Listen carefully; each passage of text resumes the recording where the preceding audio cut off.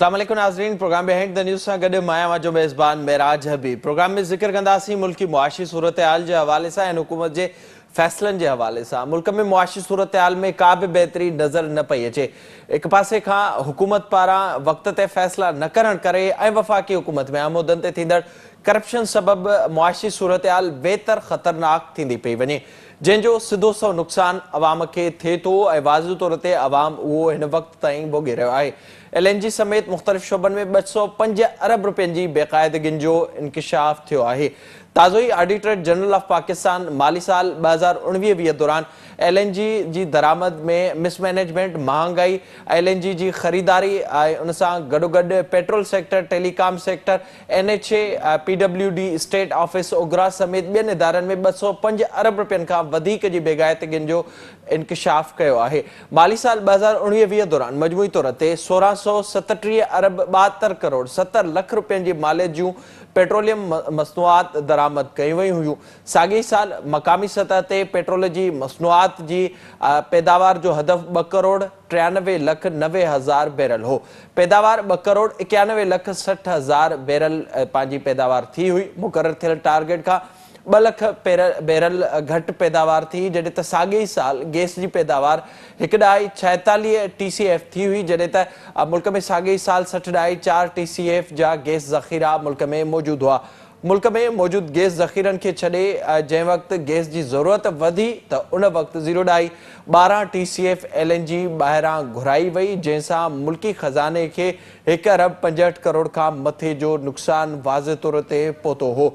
साॻी साल report charges में इज़ाफ़ी अदायगियुनि जी मद में 8 अरब 70 करोड़ रुपयनि जो नुक़सान बि पहुतो। अहिड़े ई तरीक़े सां मुख़्तलिफ़ खातनि में वक़्त ते फ़ैसिला न करण ऐं उन सां गॾोगॾु करप्शन सबबि 205 अरब रुपयनि खां वधीक जो मुल्क खे नुक़सानु पहुतो आहे। ॿिए पासे स्टेट बैंक ऑफ पाकिस्तान ईंदड़ 2 महीननि लाइ अॼु मॉनिटरी पॉलिसी जो ऐलान करे छॾियो आहे। स्टेट बैंक ईंदड़ 2 महीननि लाइ व्याज जी शरह खे 25 बेसिस पॉइंट्स वधाए 7.25% करे छॾियो आहे। मरकज़ी बैंक मुताबिक़ मॉनिटरी पॉलिसी बाबति वाज़िह तौर ते इहो ॿुधायो वियो आहे त मुआशी बहाली जी रफ़्तार उमीदुनि खां वधी चुकी आहे। आलमी शयुनि जी क़ीमतुनि ऐं वधंदड़ दरामद सां करंट अकाउंट ख़सारो वधी रहियो आहे। मॉनिटरी पॉलिसी कमेटी जे मुताबिक़ जून खां महांगाई में बि घटिताई आई आहे, जॾहिं त हक़ीक़तूं उन जे उबतड़ ज़ाहिर थियनि पयूं। हिन वक़्तु महांगाई मुसलसल वधे पई ऐं डॉलर जी क़ीमत मुसलसल वधे पई, पेट्रोल जी क़ीमतूं मुसलसल वधनि पयूं ऐं खाधे पीते जी शयुनि में बि मुसलसल इज़ाफ़ो थिए पियो। ताज़ो ई ब्यूरो ऑफ स्टेटिस्टिक्स जी रिपोर्ट मूजिबि मुल्क में महांगाई मुसलसल वधी रही आहे। हुकूमत महांगाई रोकण में नाकाम रही आहे। ब्यूरो ऑफ स्टेटिस्टिक्स पारां हिकु ॿी रिपोर्ट में इहो ॿुधायो वियो आहे त 2019-20 में लखे माण्हू बेरोज़गार थिया आहिनि।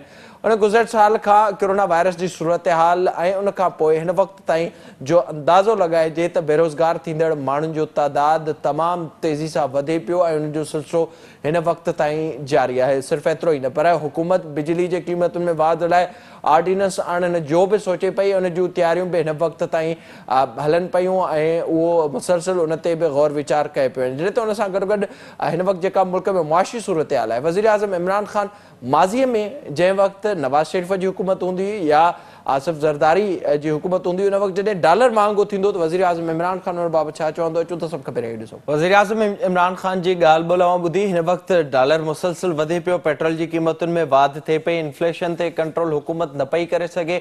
मामिलो इस ताईं महदूद नाहे रहियो, पर उन सां गॾोगॾु जेका अॼु ऑडिटर जनरल जी रिपोर्ट साम्हूं आई आहे उन में वाज़िह तौर ते इहो ॿुधायो वियो आहे त 205 अरब रुपयनि जूं बेगाइतगियूं थियूं आहिनि।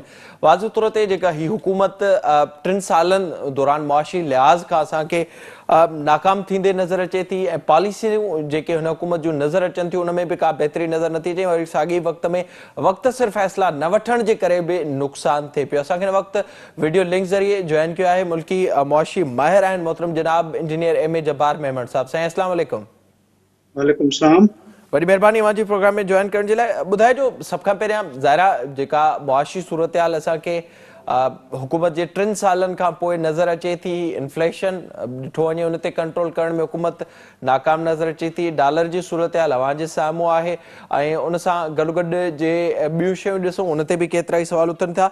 पर जेको हिन वक़्तु मामिलो साम्हूं आयो आहे ऑडिटर जनरल जी रिपोर्ट में, उन मूजिबि त वक़्त सिर्फ़ फ़ैसिला न वठण जे करे बि मुल्की ख़ज़ाने खे अरबे रुपयनि जो नुक़सानु पहुचे पियो। अवां कीअं रेट कंदा आहिनि सॼी सूरत हाल खे? ॾिसो, जेको ऑडिटर जनरल खां शुरू कयूं, पाण वापसि तव्हांजे सभिनी ॻाल्हियुनि खे टच कंदासीं। ऑडिटर जनरल बिल्कुलु सही चयो आहे त वक़्त सां फ़ैसिला न करणु या ॿिए वक़्त ते फ़ैसिला करणु, इन में एडिशन कयो सां मुल्क खे जेको नुक़सानु थिए थो, उन जो पहिरियों मिसाल आहे शुगर जी जेका आहे सा एक्सपोर्ट।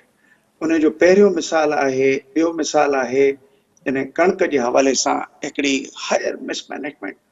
हाणे तव्हां ॾिसो त इन्हनि सभिनी जे करे छा वेठो थिए, जो शुगर अॼु 100 रुपए खां मथे जेका आहे सा मार्केट में अचे वेठी। हाणे उहे स्टॉक्स जेके ओॾी महिल असांजा घटि क़ीमत जा हुआ, उहे असां एक्सपोर्ट करे छॾिया ऐं हिते जेको आहे सो हिकिड़ो गैप क्रिएट कयो। त ऑडिटर जनरल जूं इहे निशानदेहियूं जेके आहिनि से उन हवाले सां बिल्कुलु दुरुस्त आहिनि के वक़्त ते न करणु ऐं ॿिए वक़्त ते फ़ैसिला, इहे ॿ हिकिड़ियूं वजूहात आहिनि ई आहिनि। हाणे उन वजूहात जे पोयां वरी असां कंहिंखे इल्ज़ाम ॾियूं इकोनॉमिक मैनेजमेंट टीम खे, इल्ज़ाम ॾियूं उहो तरीक़ेकार जंहिंसां एतिरो जल्दी जेको आहे सो सेक्रेटरीज़ था चेंज थियनि, एतिरो जल्दी जेको आहे सो मिनिस्टेरियल जेके आहिनि से चेंजिस या special assistant to prime minister उहे चेंजिस अचनि थियूं। उन खां पोइ हिकिड़ी ॿी जेका वॾी जेका मां ॾिसां थो त हिन हुकूमत में जेका वॾे में वॾी मूंखे वीकनेस थी नज़र अचे, उहा इहा आहे त इमरान ख़ान लॻे थो त पंहिंजे यानी इलेक्टेड नुमाइंदनि जे स्किल, नॉलेज, एजुकेशन, एक्सपर्टीज़ ते उनखे एतबार ई कोन्हे।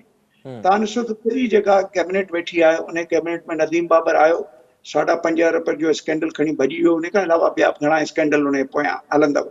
हाणे ॾिसो त उहे माण्हू केरु हुआ, उहे बिज़नेसमैन आ, पंहिंजा कम कयूं पिए, पंहिंजा कम बि करे वरितऊं ऐं हलिया पिया। हिकिड़ी बैग खणी ॿी बैग जेका आहे सा नई खणी या पुराणी खणी हलिया विया। हाणे वापसि अचूं उन खां पोइ ॿिया जेके बि तव्हांखे नज़र पिया था अचनि, special assistant to prime minister जो तादादु एतिरो त वधी चुको आहे, छाकाणि त इमरान ख़ान पंहिंजे कंहिं बि लेजिस्लेटर खे या पंहिंजे कंहिं बि इलेक्टेड नुमाइंदे खे कंहिं बि मेन जेको आहे सो स्ट्रीम में न आंदो आहे। रुॻो हिकिड़ो असद उमर जी जेकॾहिं असां ॻाल्हियूं करियूं, उहे कुझु साम्हूं अची वयूं आहिनि।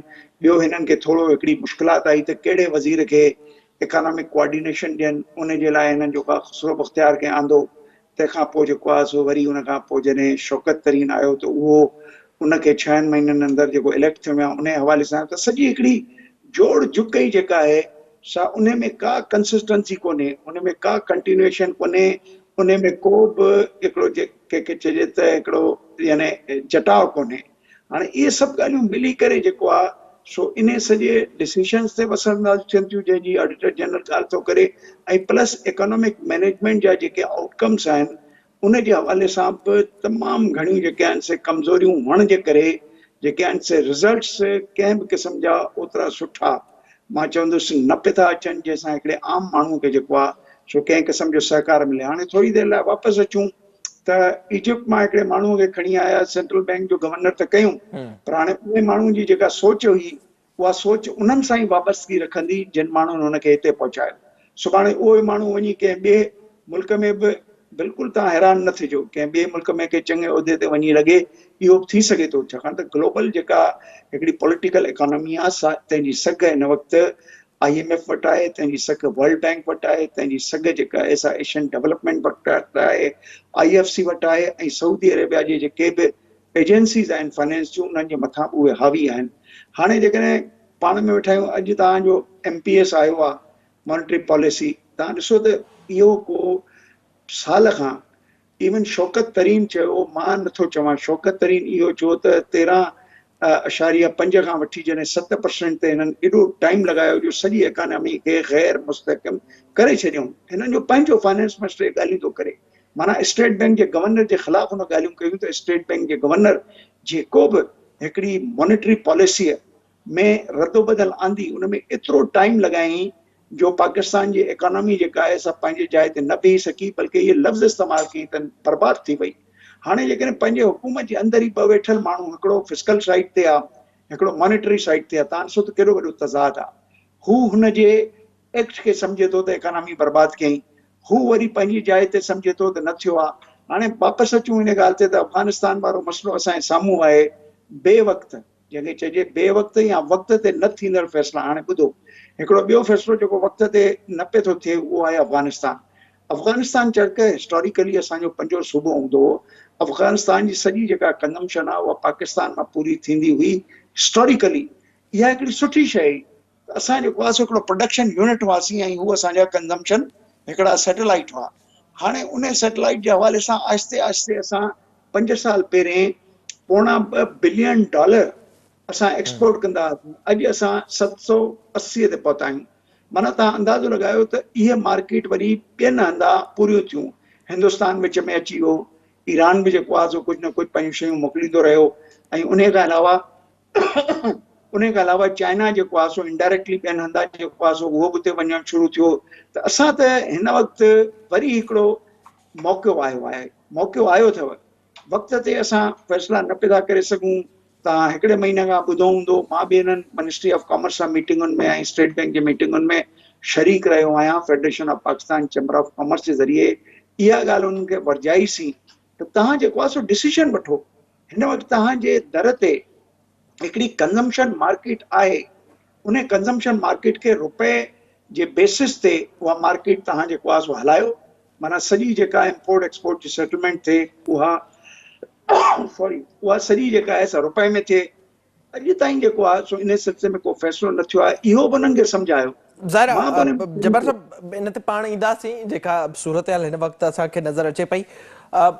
ज़ाहिरी तौर ते हुकूमत तोड़े जो ख़ासि तौर ते जॾहिं शौकत तरीन साहिबु आयो, अव्हांखे यादि हूंदो जॾहिं हू पहिरीं मीटिंग में शरीक थियो नेशनल असेंबली जी स्टैंडिंग कमेटी में, त हुन चयो त मईशत जो को रुख ई न आहे, रुख जो तयन करिणो पवंदो। हुन खां पोइ सूरत हाल ॾिसणी पवंदी त आख़िर असांजी मुआशी सूरत हाल वञे केॾांहुं पई। हुनजे फौरन कुझु ॾींहंनि बाद शौकत तरीन साहिब बि ॿुधायो त मुआशी तौर ते बहितरी तरफ़ असां वञूं पिया। अचानक पोइ हिकु नंबर बि साम्हूं आयो GDP ग्रोथ जे हवाले सां। ज़ाहिर बजट में बे हुकूमत बजट खां पोइ इहा कोशिशि कई त असां पंहिंजे मुल्क जी प्रोडक्शन वधाइण जी कोशिशि कई आहे हिन बजट में, ऐं ख़ासि लोन ॾियण माण्हुनि खे शुरू कया आहिनि।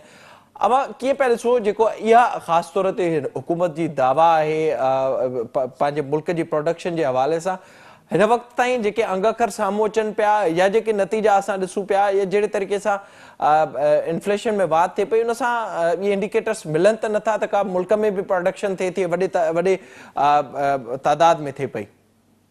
ॾिसो, तव्हां थोरो हिकिड़ी ॻाल्हि सम्झण जी कोशिशि कयो। हिकिड़ी सिंपल मैथमेटिक्स जे हवाले सां जेकॾहिं अॼु असां पंहिंजे GDP जी अॻकथी 100 कयूं ऐं उहा 99 ते अची वई, -1% ते अची वियासीं। ॿिए साल जॾहिं हुनखे 5% कयूं त उन जो जेको सहारो हूंदो उहो 99 हूंदो। माना जेका सघ असां वटि ओॾी महिल जॾहिं 100 में 105 थियण जी हुई, उहा विञाईसीं, हिकिड़ो परसेंटेज हेठि आयासीं। त इहे जेको रिलेवेंट इंडिकेटर्स आहिनि न, इन सां तव्हां इवन ग्रोथ खे नथा जस्टिफाई करे सघो। बेस जेको हूंदो आहे न, बेस तव्हांजो जॾहिं पोयों वीक आहे उन में 3-4% मिलायो त माना तव्हां का प्रोग्रेस नाहे कई। पर वरी बि हलो चऊं था त ठीकु आहे, तव्हांजो बेस जेको आहे उन ते तव्हां जेको ग्रोथ नंबर ॾिनो हलो उन खे ई था वठूं। पर हाणे सवाल थो पैदा थिए त हिन मुल्क में जेको आहे सो 3 शयूं ख़तरनाक क़िस्म जूं जेके आहिनि उहे काबू में न पिया था आणे सघनि। हिकिड़ो त $27 बिलियन जे रिज़र्व्स खां अलावा जेको आहे सो मुख़्तलिफ़ मुल्कनि मां हिकिड़ी सहकार बि अचे वेठी, लोन्स बि वठनि वेठा। उन जे बावजूदि जेको आहे सो तव्हां ॾिसो त इन्फ्लेशन जेका आहे उहा सम्झ में अचे वेठी त उहा इम्पोर्ट बेस्ड कंजम्पशन आहे। इम्पोर्ट तव्हांजी महांगी वेठी थिए, इन्फ्लेशन सॼी तव्हांजी ॿाहिरां पई थी अचे। हाणे उन इन्फ्लेशन खे ॿाहिरां अचण खां पोइ जेका टियों रुख आहे उहो आहे त जीअं जीअं रुपयो हेठि पियो थो अचे त उहो बि तव्हांजे ओवरऑल टैक्सिस खे वधाए वेठो। छाकाणि त 10% टैक्स तव्हां अंदाज़ो लॻायो, जेकॾहिं 160 रुपए जे हिसाब सां हुजनि ऐं 10% टैक्स 170 जे हिसाब सां हुजनि, केतिरो फ़र्क़ु थो अचे। त इहो वरी वधंदड़ टैक्स बार, डॉलर जो यानी स्ट्रॉन्ग थियणु, रुपए जो हेठि अचणु, तव्हांजी हिकिड़ी इकोनॉमी जेका कंजम्पशन जी आहे उन में बाधा आई। हाणे थोरी देरि लाइ ॿुधो छा थो थी सघे। मुंहिंजे पंहिंजे ख़्याल में त हिकिड़ो चवंदा आहिनि त इमीडिएट एडजस्टमेंट उहा इहो गवर्नमेंट न वेठी करे। पर हिकिड़ो ग्लिम्स तव्हांखे मां एग्ज़ाम्पल थो ॾियां त जीअं वेजिटेबल ऑयल ऐं घीअ जे हवाले सां हुकूमत 3% जेको आहे सो सेल्स टैक्स में रिडक्शन आंदी अथव। हाणे जेको थर्ड हाँ अमेंडमेंट बिल्कुलु। ऑर्डिनेंस आयो आहे, हाणे 3% आहे, 3% घटि आहे हिन जे हवाले सां। छाकाणि त तव्हां जेकॾहिं उते 10% लूज़ कयो आहे डॉलर रुपी में, 10% तव्हां ॾिसो चंद हफ़्तनि में लूज़ थियो आहे, तव्हां ओतिरो ई 10% जेको आहे सां तव्हां हिते रिड्यूस कयो टैक्सेस में, तॾहिं जेको आहे सो इन्फ्लेशन जेको आहे सो कंहिं तरीक़े सां उन खे घटाए त नथो सघिजे पर वधाइण में रुकावट पैदा करे सघिजे थी। हाणे इते जेको आहे सो 3% बि तव्हांजो मुंहिंजे ख़्याल में अॼु इन एसोसिएशन वारनि इहे बयान ॾिना आहिनि त भई 300 खां वठी 350 ते मुख़्तलिफ़ ब्रांड विकामजनि पिया था। हाणे घटि में घटि इहो 3% वारो जेको आहे सो इहो अंसर घटाइजे। हाणे इहो हिकिड़ो टैक्सेशन ऐं इमीडिएट मेजर्स जंहिंखे चइबो आहे फिस्कल ऐं मॉनिटरी, दुनिया में हर हंधि जिते घणो करे डेवलपिंग इकोनॉमिक्स में जिते ग़रीबनि जी तइदाद वधीक हूंदी आहे, पाकिस्तान में त उहा घटिजे ई कोन वेठी, उहा त वधे ई वधे वेठी। हाणे उते हूंदी आहे त उते इहे टूल्स इस्तेमालु कबा आहिनि, फिस्कल माना टैक्स साइड ऐं मॉनिटरी पॉलिसी। हाणे मॉनिटरी पॉलिसी तव्हां ॾिसो त सॼी दुनिया में हिन वक़्तु व्याज जेके आहिनि से फ्रीज़ पिया था थियनि, यानी 1% खां हेठि ते जेको आहे सो सेंट्रल बैंकूं वेठियूं कमु कनि, छाकाणि त हिन वक़्तु आहे ज़िंदा रहण, सर्वाइवल, हिन वक़्तु आहे कंपनसेशन करण वारो माहौल। असां वटि एतिरी सघ न आहे पर 2-3% ऑफ अवर GDP जेतिरी सघ न हूंदे 1-2% या 1.5% ख़र्च कयूं असां ॿाहिरनि मुल्कनि में, त या हिन वक़्तु रुझान ई इहो आहे त पंहिंजे GDP जा 3 to 4% ख़र्च पिया था कनि त जीअं एंटरप्रेन्योरशिप ख़तम न थिए। एंटरप्रेन्योरशिप जो मां तव्हांखे मिसाल ॾींदुसि त हिकिड़ो दुकानदार आहे वीचारो जेको कमु करे वेठो, थोरी देरि लाइ इन सॼे यानी मथे ऐं हेठि अचण वारे माहौल में कंजम्पशन इकोनॉमी जे हिसाब सां उनखे हिकिड़ी शइ 12 रुपए में पई थी पए, जेको आहे वापराईंदड़ उहो 11 खां वधीक ख़रीद करण लाइ तयारु कोन्हे, पुराणा स्टॉक 10 रुपए में पिया था विकामजनि, त हुनजो नुक़सानु थो थिए, हू एंटरप्रेन्योरशिप ख़तम थी थी वञे, उहो वधीक न दुकानदार रहंदो न कुझु बि रहंदो। इन खे चइबो आहे त हिकिड़ी एंटरप्रेन्योरशिप माण्हुनि जो जेको बिज़नेस एक्सपीरियंस आहे नंढनि माण्हुनि जो ख़ासि करे, उहे त पंहिंजो पाण खे इन यानी चाढ़ ऐं लाह खां नथा बचाए सघनि। इहो हुकूमतुनि जो फ़र्ज़ु आहे त हुकूमतूं जेको आहिनि सो हमेशह WTO में, मां तव्हांखे दुनिया में ॿुधायां हिकिड़ो लफ़्ज़ इस्तेमालु थींदो आहे कि डिफरेंशियल ट्रीटमेंट, जेके मुल्क कमज़ोर हूंदा आहिनि उन्हनि खे वधीक सुठी जेके आहिनि से हिकिड़े लिहाज़ सां सहकार मिलंदी आहे, जेके मज़बूत हूंदा आहिनि उन्हनि खे घटि सहकार मिलंदी आहे, तमामु घणो मज़बूत खे का सहकार कोन मिलंदी आहे। असां वटि जेको आहे सो इकोनॉमिक हिकिड़ो रिस्पॉन्स बिल्कुलु कोन्हे, यानी असां ईअं थो लॻे त दुनिया जे ग्लोबल जेके रीज़न्स जे करे उनजा शिकार थी करे पाण एडजस्टमेंटूं न वेठा कयूं। एडजस्टमेंटूं कंदासीं त इन्फ्लेशन खे क़ाबू करे सघंदासीं, एडजस्टमेंटूं जेकॾहिं न कंदासीं त इन्फ्लेशन जेका आहे सा वधंदी, छाकाणि त रुपयो जीअं जीअं 1-2 रुपया बि हेठि ईंदो त इन्फ्लेशन तव्हांजी वधंदी। ज़ाहिरी तौर ते हाणे जेका असांखे हिन वक़्त ताईं नज़र अचे पई, वॾी महिरबानी अव्हांजी जवाहर मेमन साहब प्रोग्राम में वक़्तु ॾियण जे लाइ। हिन वक़्त ताईं जेके हुकूमत जूं पॉलिसियूं आहिनि उहे उन्हनि ते केतिरा ई सवाल उथनि पिया, वक़्त ते फ़ैसिला न थियण करे बि सूरत हाल मुआशी तौर ते ख़राब थी पई। उनजी शुरूआति उन वक़्तु थी जॾहिं हुकूमत में अचण वक़्तु वज़ीर आज़म इमरान ख़ान असद उमर खे वज़ीर ख़ज़ाना लॻायो ऐं बाद में असद उमर IMF वटि न वञण जो फ़ैसिलो कयो त उन तहत ई पाकिस्तान खे नुक़सानु पहुतो। हितां खां ई इन जी शुरूआति थी, मुख़्तलिफ़ वज़ीर मुशीर आया विया ऐं उन्हनि पंहिंजे तौर ते कोशिशूं वरितियूं ऐं जॾहिं केतिरा ई माण्हू अहिड़ा बि आया जिन पंहिंजा फ़ाइदा वठी ऐं हू हुकूमत खां अलॻि थी वापसि हलिया विया। असांखे सूरत हाल हिन वक़्त ताईं नज़र अचे पई, आम माण्हू जे लाइ का बहितरी थींदे नज़र हिन हुकूमत में ख़ासि तौर ते नथी अचे, महांगाई में रोज़ बुनियाद ते वाध थींदी पई वञे। पाण ज़िक्र कंदासीं अफ़गानिस्तान जी सूरत हाल जे हवाले सां ऐं TTP जे ख़तरे जे हवाले सां। वक़्तु हिकु ब्रेक जो, असां सां गॾु रहिजो।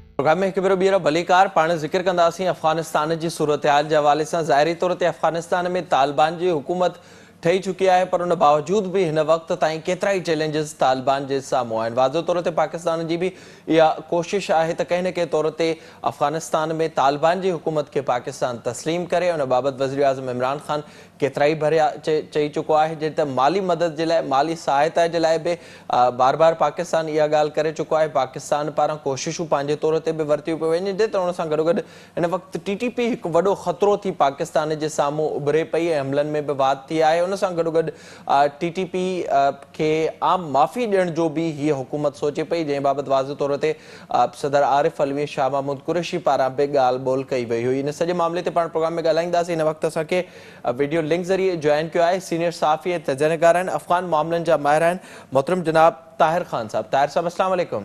वालेकुम सलाम। तार साहब, बहुत शुक्रिया आपका प्रोग्राम में वक्त देने के लिए। इस वक्त सबसे पहले बताइएगा अफगानिस्तान की सूरत हाल के हवाले से। ज़ाहिर तालिबान की हुकूमत बन गई और तकरीबन तालिबान ने सभी इलाकों पर कब्जा भी कर लिया। पंशेर के हवाले से भी ये खबरें आ चुकी। इस वक्त अफगानिस्तान की क्या सूरत हाल है? बहुत शुक्रिया आपका। अफगानिस्तान में मैं तकरीबन 3 हफ्ते रहा हूँ। 15 अगस्त के बाद जब तालिबान आए हैं और 1-2 दिन बाद पहले वापस आया हूँ, तो वहाँ पे अब एक तो अगर उमूमी अवाम वाली सूरत हाल है कि वो तो थोड़ा सा एक अभी एक खामोशी सी है अफगानिस्तान में। और सबसे बड़ी बात तो यह है कि जंग ख़त्म हो गई है। दाइश ने हमले किए हैं तालिबान पे, और मेरे ख्याल में ये तालिबान के लिए रहेगा, क्योंकि तालिबान के लोग, मैं वहाँ देखता था, मैं निंगरहार भी था, मैं गिराबाद में भी, फिर बामियान, और फिर मैदान वर्द को आगे पीछे सारा, तो वहाँ पर तालिबान के लोग गाड़ियों में इस तरह के फिरते हैं, बाकी वो कोई, तो इस वजह से उनको निशाना वो बनाएंगे। और जिस तरह के निंगरहार में उनकी एक दाइश की माजी में एक पोजीशन रही है कुछ इलाकों में, तो वो उस तरह कंट्रोल तो नहीं रहा, लेकिन वो इसी तरह जंग करेंगे कि लैंड माइन और रास्ते में सड़क के किनारे बम वगैरह। तो एक तो ये चैलेंज। दूसरा एक, चूंकि अभी तालिबान की हुकूमत उस तरह नहीं बनी, अभी आहिस्ता आहिस्ता वो इदारों के सरबराहान वो उसको नामजद करे, जिस तरह के क्रिकेट बोर्ड का जो सरबराह मुकर्रर किया है, तो आहिस्ता आहिस्ता उनके मामलात आगे जा रहे हैं। लेकिन लोगों में थोड़ी सी एक खौफ इसलिए है कि एक तो वहाँ पर इक्तिसादी मुश्किलात बढ़ रही है, वो इसलिए बढ़ रही है कि अमेरिका ने तकरीबन 9 अरब से ज़ायद उनके जो अफ़गानिस्तान का जो पैसा है उनको मुंजमद किया है। उसमें तकरीबन 3 अरब ताजरों का है। ताजरों के पास अगर पैसा ना हो तो वो इम्पोर्ट कैसे करेंगे, और वक्त के साथ वहाँ पर अगर इसी तरह सूरत रही तो इक्तिसादी मसाइल भी पैदा होंगे। एक मैंने महसूस किया, काबुल में हम रेस्टोरेंट में जब जाते थे दिन के वक्त, तो पहले बहुत रश होता था रेस्टोरेंट में, हमने वहाँ लोगों से सुना। अब वहाँ के रेस्टोरेंट खाली होते थे, क्योंकि वो लोग गए जिनके पास पैसा था, और काफ़ी सारे लोगों ने वीज़े लगाए हैं, उनको अगर रास्ता मिलता है तो भी चले जाते हैं। तालिबान के लिए एक चैलेंज भी है कि वो किस तरह आम लोगों को मुतमईन करे कि उनको कोई ख़तरा नहीं है, हालात ठीक हो जाएंगे। अभी उन्होंने तनख्वाहें देना शुरू किया सरकारी मुलाजिमीन को, लेकिन पूरे मुलाजिमीन को तनख्वाहें नहीं मिली। तो अभी जो पाबंदियाँ हैं जगह जगह से, मुख्तलिफ ममालिक से, वो थोड़े से तालिबान की भी मुश्किलात हैं। लेकिन अभी सिक्योरिटी अच्छी है, उसमें कोई शक नहीं है कि अब वो लोग जो पहले अगर डरते थे, मसलन मैं बामियान गया काबुल से, ये तकरीबन 4 घंटे का रास्ता है, और रास्ते में मैदान वर्द के एक सूबा है, तो वहाँ में लोगों ने कहा कि उस सड़क पे जाना नामुमकिन था लोगों के लिए। और वाकई जहाँ पर हम देखे भी, सड़क पे जो लैंड माइन ब्लास्ट करते थे तालिबान, ये बारूदी सुरंगें और इस सड़क के किनारे बम, तो काफ़ी सड़कों को नुकसान भी हुआ है। तो वो खौफ तो नहीं है। अब लोग आज़ादाना, यानी जिस गाड़ी में हम जा रहे थे बामियान, वो 2 लोग बामियान के थे, लेकिन वो काबुल में रिहाइश पजीर थे। वो कह रहे कि हम अपने इलाके नहीं जा सकते थे सालों सालों। तो वो खौफ ख़त्म हो गई है। लेकिन तालिबान को अभी लोगों ने दुनिया ने तस्लीम नहीं किया। जब दुनिया ने तस्लीम नहीं किया तो ताल्लुक नहीं बनेगा, सिफारती ताल्लुकात नहीं बनेंगे। तो मतलब है कि मिक्स सा माहौल है। बहरहाल देखते हैं कि आगे दुनिया क्या करती है तालिबान के साथ, और तालिबान पॉलिसियों में कोई तब्दीली लाते नहीं लाते। इस्लामी इमारात का नाम तो उसने रख लिया, और किसी और को अभी तक शामिल नहीं किया हुकूमत में, जो कि दुनिया का मुतालबा था।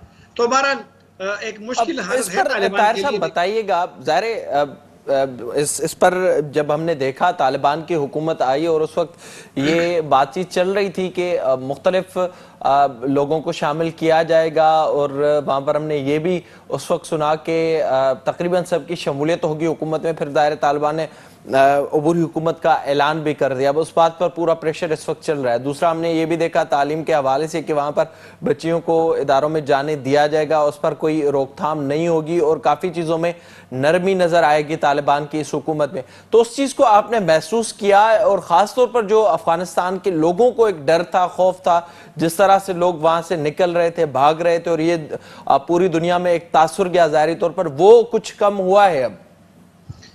आखिरी आपके सवाल के हिस्से से पहले शुरू करता हूँ। तालिबान अभी भी कहते हैं, आज भी कहा उन्होंने कि उनकी जानिब से किसी को ख़तरा नहीं है।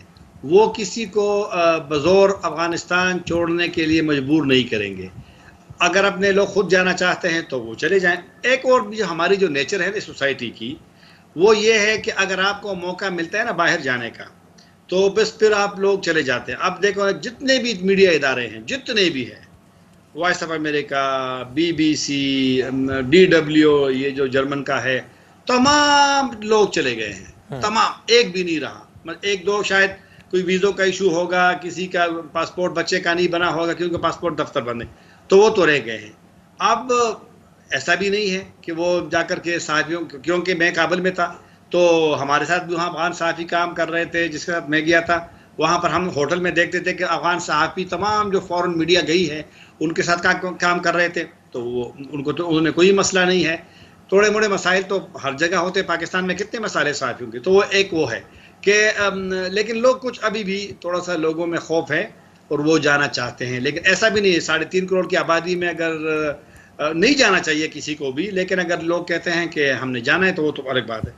दूसरी बात, आपने कहा कि जो इंक्लूसिव गवर्नमेंट है, वसीउल बुनियाद हुकूमत है या जो भी आप उसको नाम दे, तो वो मैं तो पहले आपके प्रोग्राम में भी कहा है जगह जगह है कि उसका इम्कान नहीं है, क्योंकि तालिबान आप उन चेहरों को अपने निज़ाम में हिस्सा नहीं देंगे, ख़ासकर इसी शुरू वाले मरहले में जिन्होंने गुज़िश्ता 20 सालों में वो हुकूमतों का हिस्सा रहे हैं। ये तो अभी नामुमकिन है। और तालिबान के बड़े अहम लोग अब हुकूमत से बाहर हैं। 13 जो उनकी रहबरी शूरा है, जो उनका सबसे ताकतवर एक फोरम है, उनके 13 लोग बाहर हैं, और उसके अलावा भी बड़ी अहम शख्सियात हुकूमत का हिस्सा नहीं बने हैं। अब आहिस्ता आहिस्ता कुछ इदारों के, महकमों के लोग बनेंगे, लेकिन वो तो दूसरों के लिए तो जगह नहीं है, क्योंकि तालिबान तो अपनी इस्लामी हुकूमत और अपनी इस्लामी इमारत उन्हीं को नाफिज करेंगे, इस्लामी हुकूमत को, तो वो तो अपने लोगों के ज़रिए नाफिज कर सकते हैं। लेकिन दुनिया की ख्वाहिश है, इमरान खान साहब ने भी जो कहा कि उनके मुज़ाकरात उनसे हुए हैं, शुरू हुए हैं, और पाकिस्तान भी चाहता है, और मेरे ख्याल में पाकिस्तान का और दुनिया का ये मुतालबा किसी हद तक दुरुस्त है। अफगानिस्तान को अकेले एक ग्रुप के लिए चलाना मुमकिन नहीं है। लेकिन अब देखते हैं, तालिबान तजुर्बा कर रहे हैं, लेकिन तालिबान का ये मौक़िफ़ है कि चूँकि वो सियासी मुफाहमत से तो काबिल नहीं आए, सियासी मुफाहमत तो उनकी अमरीका से है, वो तो फ़ौजी बुनियाद पर आए हैं, मिलिटरीली वहाँ पर आए हैं, बज़ोर वो दाखिल हुए हैं काबुल, तो लिहाजा वो तो अपनी सोच के मुताबिक, अपने निज़ाम के मुताबिक वहाँ पर एक सिस्टम बनाएंगे। तो बहरहाल तालिबान को सोचना पड़ेगा, अगर दुनिया के साथ चलना है, और दुनिया की बात फिर किसी न हद तक तो माननी पड़ेगी, क्योंकि अगर आपने मामलात करने हैं तो अब तालिबान पन से भी एक लिहाज से है, लेकिन अभी तक वो अपने मौके पर कायम है कि वो किसी और को जगह नहीं देंगे। अच्छा ताहिर साहब, इस पर थोड़ी सी अपनी राय दीजिएगा। ज़ाहिर एक जो मामला हमने देखा, पहले खबर सामने आई वॉइस ऑफ अमेरिका की तरफ से, जिसमें ये कहा गया कि अफगान तालिबान ने TTP के लोगों को कहा है कि पाकिस्तान वो चले जाएं और आम माफ़ी ले लें।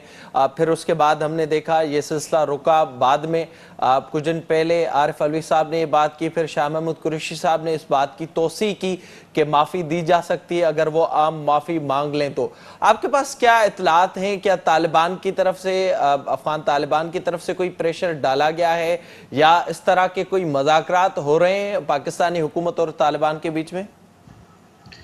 मेरा नहीं ख्याल कि दबाव डालेंगे, प्रेशर डालेंगे, लेकिन ज़रूर उनको इनकरेज करेंगे कि वो पाकिस्तान के साथ अपने मामलात, क्योंकि तालिबान को ये एहसास ज़रूर है कि ये वाला मसला बड़ा पेचीदा है, और पाकिस्तान भी इस लिहाज से एक बड़ा संजीदा है। पाकिस्तान के आज भी आर्मी स्पोक्समैन का जो बयान, तर्जुमान फ़ौज का जो बयान किसी एक इदारे को इंटरव्यू में दिया है, उसने कहा वो तालिबान पे शक नहीं करते, तालिबान के उस वादे पे कि वो किसी को इजाज़त नहीं देंगे, उस पर शक नहीं करते। लेकिन पाकिस्तान, ये तो इसमें तो कोई शक नहीं है कि पाकिस्तान में हमलों में इजाफा हुआ है, वज़ीरिस्तान में ज़्यादा हमले हुए हैं गुज़िश्ता चंद हफ्तों में, तो पाकिस्तान तो ज़ाहिर बात है कि पाकिस्तान इस मामले में बड़ा संजीदा भी रहेगा।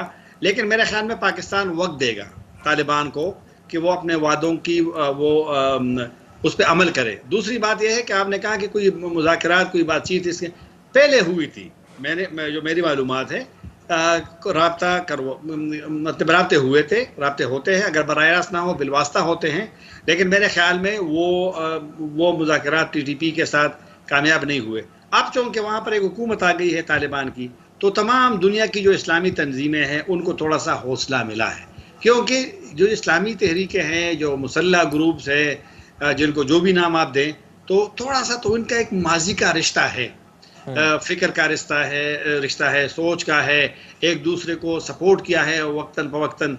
तो मेरे ख्याल में अफगान तालिबान के लिए मुश्किल होगा कि वो किसी को अफगानिस्तान निकालने का तो सवाल ही पैदा नहीं होता, लेकिन चूंकि उनका वादा है कि वो किसी को नहीं छोड़ेंगे कि वो दूसरों के खिलाफ इस्तेमाल करे, लेकिन हमले हो रहे हैं और देखता है कि अब क्या होना है। लेकिन मेरे ख्याल में पाकिस्तान बड़ा संजीदा है कि तालिबान TTP वगैरह लोगों को रोकें इन हमलों से जो आजकल हो रहे कबायली इलाकों में। सर, पर ये बताइएगा, ज़ाहिर जैसे आपने जिक्र किया हमलों में इजाफा हुआ है, वो हम मुसलसल देख रहे हैं, और ज़ाहिर तालिबान ने आम माफ़ी का ऐलान किया है और वो फिक्री तौर पर एक साथ हैं, तो वो उनको जाने का भी नहीं कहेंगे। और दूसरा हम देख रहे हैं ज़ाहिर इस पूरी सूरत हाल से कुछ कॉन्फिडेंस भी आया है। आपकी इस पर क्या राय है? क्या एक बार फिर से कहा जा सकता है कि दहशतगर्दी की लहर मजीद ये बढ़ेगी, या ये मामला कहीं पर थमने का कोई इम्कान है? अगर हम गुज़िश्ता चंद हफ्तों के वाक़यात को देखें तो वाक़यात तो बड़े हैं, हमले ज़्यादा हुए हैं, और मेरा नहीं ख्याल कि कोई इसमें दोबारा मतलब है कि वो इलाकों पे कब्ज़ा तो नहीं कर सकते जिस तरह के माजी में उनका एक मुख्तलिफ इलाके उनके कब्ज़े में थे, बल्कि तमाम कबायली इलाके तकरीबन उनके कंट्रोल में थे, TTP के और दीगर ग्रुप्स के। शुरू में तो अलकायदा के लोग भी इधर थे, फिर उज़्बक भी इधर थे, और काफ़ी सारे। वो मामला तो ख़त्म है और वो मामला दोबारा आ भी नहीं सकता, उसका इम्कान बहुत ही कम है, ना होने के बराबर है। लेकिन ये तंजीम, ये तहरीकें, ये जो ग्रुप्स हैं, ये बड़े समझदार है। जिस तरह मैंने शुरू में दाइश का जिक्र किया कि दाइश ने कैसे, देखो ना, निंगरहार में तकरीबन गुज़िश्ता 2-3 दिनों से मुसलसल हमले हुए तालिबान पे। तो लिहाजा इनको अपने स्ट्रेटजी का पता होता है कि हमने किस वक्त क्या कौन सी स्ट्रेटजी अपनानी है।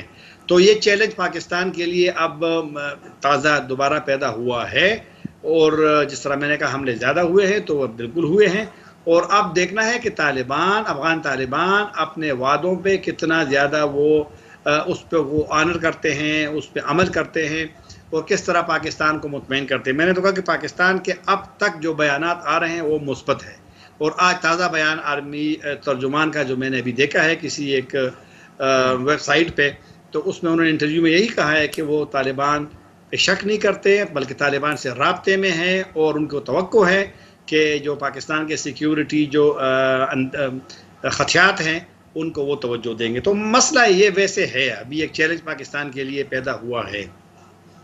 ठीक है, बहुत शुक्रिया आपका ताहिर खान साहब प्रोग्राम में वक्त देने के लिए। ज़ाहिर हिन वक्त अफ़गानिस्तान में सूरत हाल जेका तब्दील थिया है उन जा असर पाकिस्तान ते पवन पिया। TTP एक वॾो ख़तरो मौजूद है हिन वक्त भी, ऐं उन जो इम्कान अॻी ज़ाहिर कयो वियो। TTP पंहिंजनि हमलनि में भी तेज़ी आंदी है। जीअं ताहिर साहब ॿुधायो त अफ़गान तालिबान TTP खे उतां कढंदा त न, या उनखे हू कढी त नथा सघनि, छो त ज़ाहिरी तौर ते फ़िक्री तौर ते हुननि जी स्ट्रगल गॾी रही है। उन सां गॾु गॾु पाकिस्तान के भी ये ख़दशा आहिनि वाज़े तौर ते, ऐं TTP पारां भी हमलनि में तेज़ी आंदी वई है। इन सां प्रोग्राम जो पंहिंजी पुॼाणी त पोइ पंहिंजे मेज़बान में राज जो ॾींदा इजाज़त। अलावा।